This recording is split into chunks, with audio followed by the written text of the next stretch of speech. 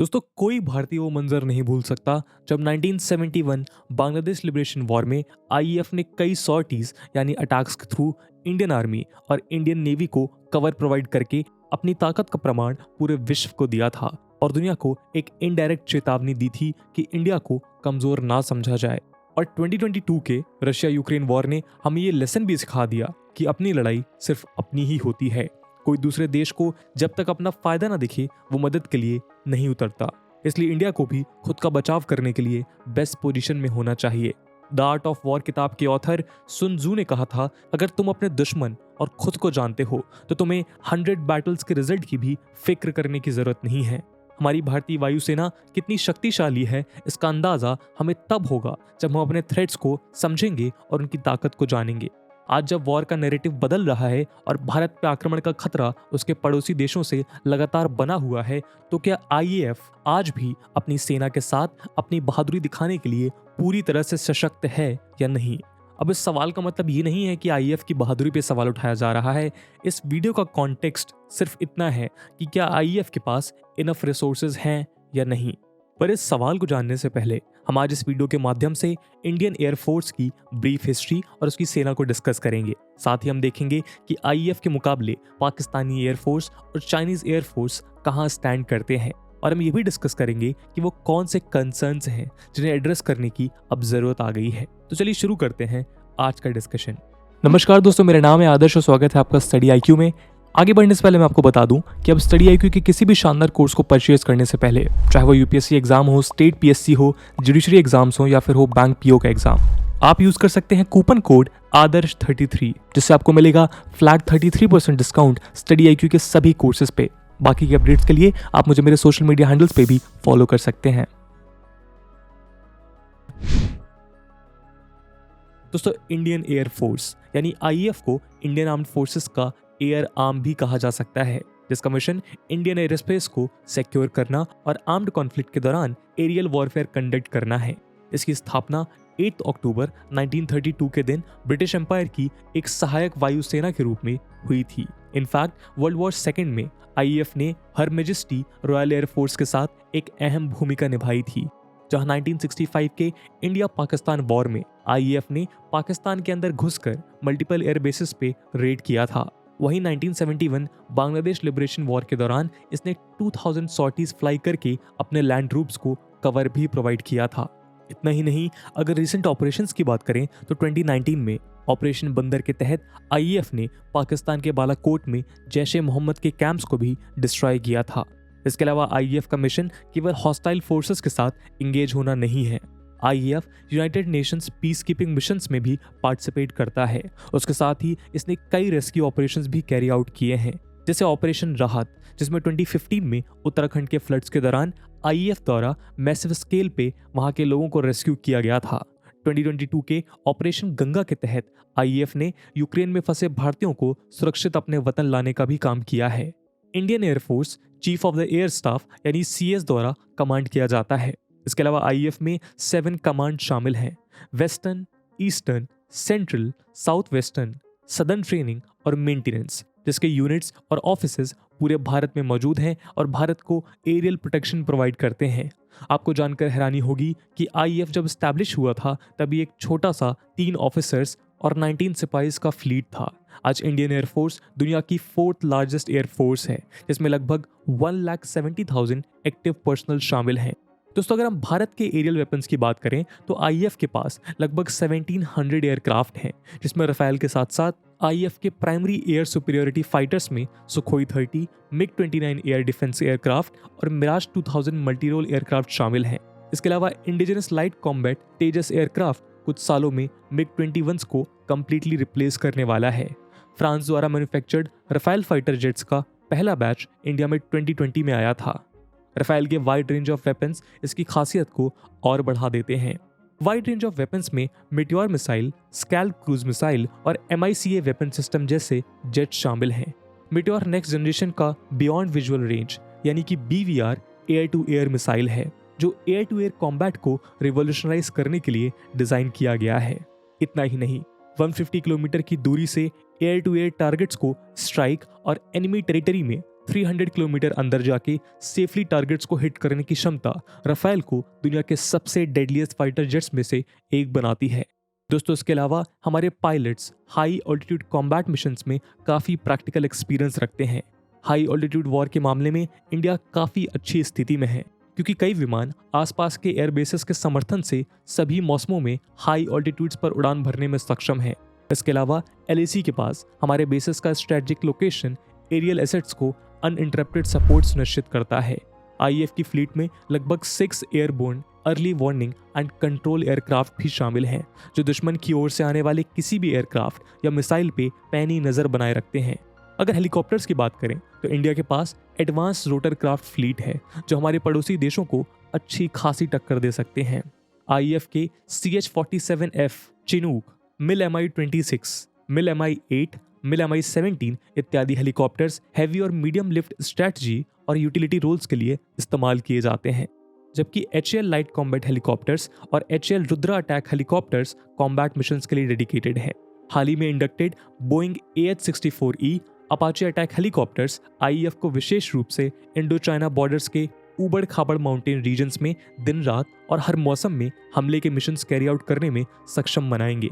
इतना ही नहीं, AH-64E अपाचे और CH-47 चिनूक जैसे combat proven aerial platforms conflicts के दौरान रिलायबिलिटी को इंश्योर करते हैं। वहीं IAF के ट्रांसपोर्ट एयरक्राफ्ट के modern fleet areas of operation में इक्विपमेंट और सप्लाईज को जल्द से जल्द ट्रांसफर करने में मददगार साबित होते हैं। इतना ही नहीं, सुखोई 30 MKI IAF के प्राइमरी एयर सुपीरियरिटी फाइटर की भूमिका निभाते हैं, जिनके पास air to ground strike missions perform करने की कैपेबिलिटी है। IAF फिलहाल 270 सुखोई 30 MKI से ज्यादा सुखोईज ऑपरेट करता है। Sukhoi jets heavy, all weather और लॉन्ग रेंज फाइटर प्लेन्स हैं।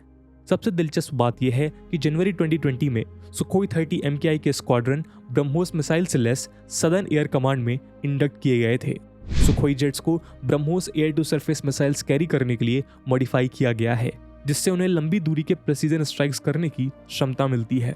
ब्रह्मोस मिसाइल एक सुपरसोनिक क्रूज मिसाइल है, जो इंडिया के DRDO और रशिया के NPOM का ज्वाइंट वेंचर है।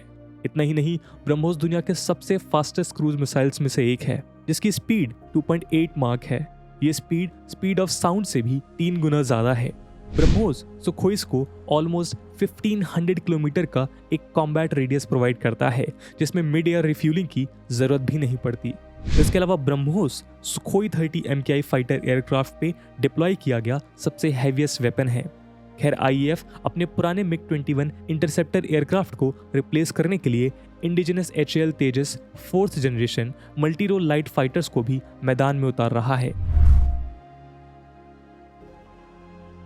दोस्तों, ये हम सब जानते हैं कि भारत एशिया में एक ऐसी लोकेशन पे स्थित है जहां उसको अटैक का खतरा दो तरफ से हमेशा बना रहता है। एक तरफ चाइना की एक्सपेंशनिस्ट पॉलिसी के कारण कई बार बॉर्डर इश्यूज एस्केलेट हुए हैं और वॉर की सिचुएशन पैदा हुई है, तो वहीं दूसरी तरफ पाकिस्तान के साथ भी हालात जरा नाजुक चल रहे हैं। इसके अलावा इस बात को कोई इग्नोर नहीं कर सकता कि इंडिया, चाइना और पाकिस्तान तीनों देश न्यूक्लियर वेपन कंट्रीज हैं। अगर वॉर छिड़ गया तो न्यूक्लियर वॉर की भी सिचुएशन पैदा हो सकती है। इसलिए हमें हर तरह की घटना से सावधान रहने की जरूरत है और साथ ही हमारे पास सही मात्रा और क्वालिटी में मिलिट्री इक्विपमेंट भी होने चाहिए। अब सवाल उठता है कि भारत को जिन दो देशों से सबसे ज्यादा खतरा है, यानी चाइना और पाकिस्तान, उनके एयरफोर्स के मुकाबले क्या हमारे एयरक्राफ्ट भारत को सुरक्षित करने की क्षमता रखते हैं? आइए अपने अगले सेक्शन में इन दोनों देशों के एरियल वेपन्स की स्ट्रेंथ और कैपेबिलिटी को समझने की कोशिश करते हैं। चाइनीज एयरफोर्स, जिसे पीपल्स लिबरेशन आर्मी एयरफोर्स या फिर PLA-AF भी कहते हैं, दुनिया की सेकेंड लार्जेस्ट एयरफोर्स है। PLA-AF 5 कमांड्स में ऑर्गेनाइज है, जिसमें eastern theatre command, southern theatre command, western theatre command, northern theatre command और सेंट्रल थिएटर कमांड शामिल है। साथ ही चाइना के पास लगभग 3,30,000 एक्टिव ड्यूटी मेंबर्स हैं। चाइनीज एयरफोर्स फ्लीट और स्ट्रेटेजिक इन्वेंट्री के मामले में इंडियन एयरफोर्स से स्ट्रॉन्गर है, लेकिन IAF के पास ज्यादा एक्सपीरियंस ट्रूप्स, रिलायबल प्लेटफॉर्म्स और स्ट्रेटेजिक बेसिस हैं, जिनके द्वारा इंडिया अपनी स्ट्रेंथ को डिप्लॉय करता है। चाइनीज एयरफोर्स के पास 2,700 एयरक्राफ्ट से भी ज्यादा इन्वेंट्री है, जो भारत के 1,700 एयरक्राफ्ट से अधिक है। इसके अलावा चाइना के पास long range strategic bomber fleet, India से ज़्यादा airborne early warning and control system aircraft और कॉम्बैट ड्रोन्स हैं। चाइना के बॉम्बर फोर्स में H-6 बैजर बॉम्बर वेरिएंट शामिल हैं। ये long range aircraft 6 land attack cruise missiles या LACMs कैरी कर सकते हैं, जिसकी मदद से PLAAF प्रिसीजन के साथ इंडिया के किसी भी हिस्से को अपना टारगेट बना सकती है। इंडिया के पास फिलहाल ऐसे बॉम्बर्स नहीं हैं। दूसरी ओर चाइनीज एयरफोर्स में 20 airborne early warning and control system aircraft included हैं, जिससे आशंका जताई जाती है कि अगर दोनों देशों में युद्ध होता है तो ये एयरक्राफ्ट वॉर के रिजल्ट को चाइना के फेवर में मोड़ सकते हैं। चाइनीज एयरफोर्स के पास S-400 ट्रायम्फ सैम सिस्टम भी इंडक्टेड है, जो साल के अंत तक इंडिया के पास भी मौजूद होने की पूरी संभावना है। दोस्तों, जैसा कि हमने देखा था कि IAF के पायलट्स हाई ऑल्टीट्यूड्स में काफ़ी माहिर हैं, वहीं चाइनीज एयरफोर्स में ऐसा प्रैक्टिकल एक्सपीरियंस मिसिंग है।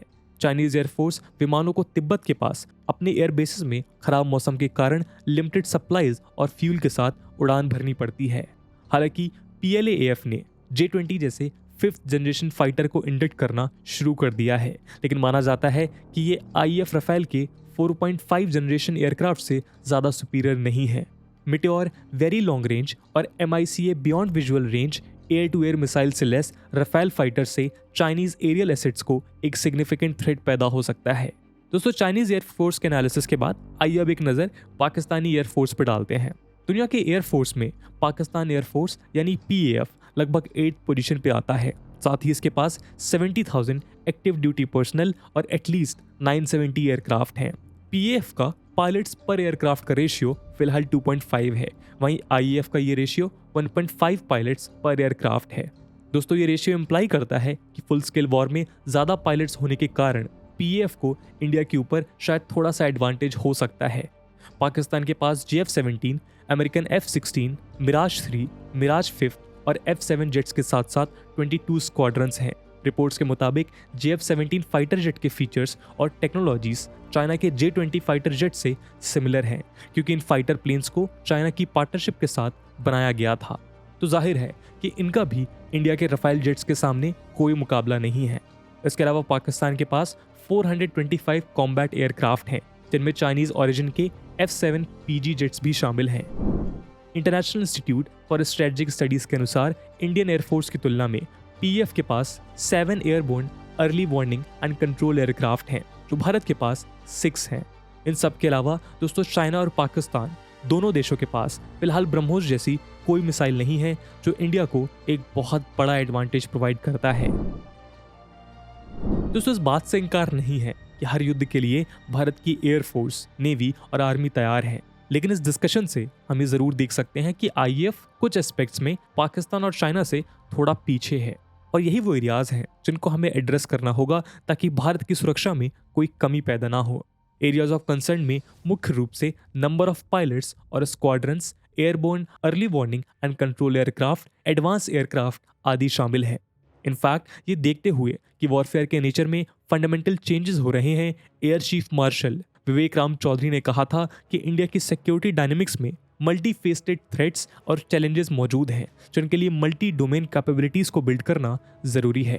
रिपोर्ट्स के अनुसार 2021 तक IAF के पास 30 स्क्वाड्रंस थे, जिसे अगले 10 सालों में 35 स्क्वाड्रंस तक इंक्रीज करने का इरादा है। हर एक स्क्वाड्रन में कम से कम 15 to 20 एयरक्राफ्ट होते हैं। इसके अलावा भारत को अपनी स्ट्रेंथ और कैपेबिलिटी मेंटेन रखने के लिए 42 स्क्वाड्रंस की ज़रूरत है। इसलिए फिलहाल IAF के सामने सबसे बड़ा चैलेंज राइट मिलिट्री इक्विपमेंट का आइडेंटिफिकेशन और सिलेक्शन है, ताकि अपने स्क्वाड्रंस को पावरफुल एयरक्राफ्ट के साथ बिल्ड किया जा सके। दोस्तों, IAF में मिलिट्री इक्विपमेंट का इंडक्शन एक काफ़ी लंबा और कॉम्प्लेक्स प्रोसेस होता है, जिसमें लगभग 10 से 15 साल लग जाते हैं, और वहीं एक एयरक्राफ्ट का लाइफ स्पैन 20 से 30 साल का होता है। अगर एयरक्राफ्ट एक्विजिशन में कोई डिले होता है तो ओल्ड एयरक्राफ्ट को उनके लाइफ स्पैन खत्म होने के बावजूद भी फेज आउट नहीं किया जाता, और उन्हें फंक्शनल रखने के लिए कंटिन्यूअस अपग्रेड्स या मॉडिफिकेशंस की ज़रूरत पड़ती है। इसलिए किसी भी न्यू एयरक्राफ्ट के इंडक्शन के बाद 5 साल के अंदर अंदर उसे रिप्लेस करने की प्रक्रिया शुरू हो जानी चाहिए, ताकि उसकी लाइफ स्पैन खत्म होने से पहले ही भारत के पास न्यू एयरक्राफ्ट का फ्लीट तैयार हो जाए और भारत को अपनी सिक्योरिटी कॉम्प्रोमाइज़ करके न्यू एयरक्राफ्ट का इंतज़ार भी न करना पड़े। साथ ही तेजस एयरक्राफ्ट की तरह आत्मनिर्भर भारत और मेक इन इंडिया जैसे स्कीम्स के तहत और ज़्यादा एयरक्राफ्ट मैन्युफैक्चर करने की आवश्यकता है, ताकि एक्विजिशन का प्रोसेस हमारे स्क्वाड्रंस को इंक्रीज करने में बाधा ना बने। दोस्तों, आईएएफ के लिए चाइना और पाकिस्तान के मुकाबले कम पायलट्स होना भी एक समस्या का कारण बना हुआ है। रिपोर्ट्स बताती हैं कि पिछले कुछ सालों से हर साल 80 to 100 पायलट्स आईएएफ की जॉब क्विट कर रहे हैं, जो एक अलार्मिंग सिचुएशन है। इनमें से कई क्विट करने के बाद बेहतर सैलरी के लिए प्राइवेट एयरलाइंस भी ज्वाइन कर लेते हैं। इसके अलावा जब स्क्वाड्रंस के नंबर्स इंक्रीज होंगे तब पायलट्स की कमी और ज़्यादा चैलेंजेस पोज कर सकता है। Better payment, good working condition और बेहतर रेम्यूनेशन प्रोवाइड करके इस चैलेंज को रिजॉल्व किया जा सकता है। क्या आप जानते हैं कि यूनियन बजट में सभी मिनिस्ट्रीज में सबसे ज़्यादा बजट एलोकेशन डिफेंस मिनिस्ट्री को दिया जाता है? कई एक्सपर्ट्स का मानना है कि इस एलोकेशन का मेजॉरिटी हिस्सा इंडियन आर्मी में स्पेंड हो रहा है। वहीं मिलिट्री एनालिस्ट कहते हैं कि दुनिया की बैटलफील्ड्स अब ट्रांसफॉर्म हो गई हैं। मॉडर्न वॉर्स ग्राउंड फोर्सेस द्वारा कम और स्पेस और एयर बेस्ड एसेट्स द्वारा ज़्यादा लड़े जाएंगे। इसलिए अब इंडियन डिफेंस मिनिस्ट्री को एयरफोर्स की एसेट्स को मॉडर्नाइज और स्ट्रेंथन करने की तरफ अपना फोकस शिफ्ट करना होगा। एयरफोर्स पे एक्सपेंडिचर इंक्रीज करने की ज़रूरत अब ज़्यादा है ताकि फ्यूचर के लिए हमारी वायुसेना बिल्कुल तैयार रहे। तो दोस्तों, ये था एक एनालिसिस जहां पे हमने कंपेयर किया और जाना कि इंडियन एयरफोर्स को कौन कौन से एसेट्स की जरूरत है और कौन कौन सी फील्ड में अधिक ध्यान देने की जरूरत है। इसके अलावा ये वीडियो यूपीएससी मेंस एग्जामिनेशन के पर्सपेक्टिव से भी रेलेवेंट है और इंडिया, चाइना और पाकिस्तान से रिलेटेड सवाल यूपीएससी GS2 के इंटरनेशनल रिलेशंस और GS3 के डिफेंस और सिक्योरिटी सेक्शन में पूछे जा सकते हैं। इसलिए इस टॉपिक से रिलेटेड एक सवाल हम आपके लिए छोड़ कर जाएंगे जिसे आप कमेंट सेक्शन में आंसर कर सकते हैं। और आपका सवाल ये है, the induction of Rafale jets to Indian air force will be a game changer for India in a war, justify. And with that question, my friends, that's it for the video. I hope you have liked the video, and if you have, don't forget to share it with your friends. We will meet in next video. Till then, Jai Hind, Jai Bharat.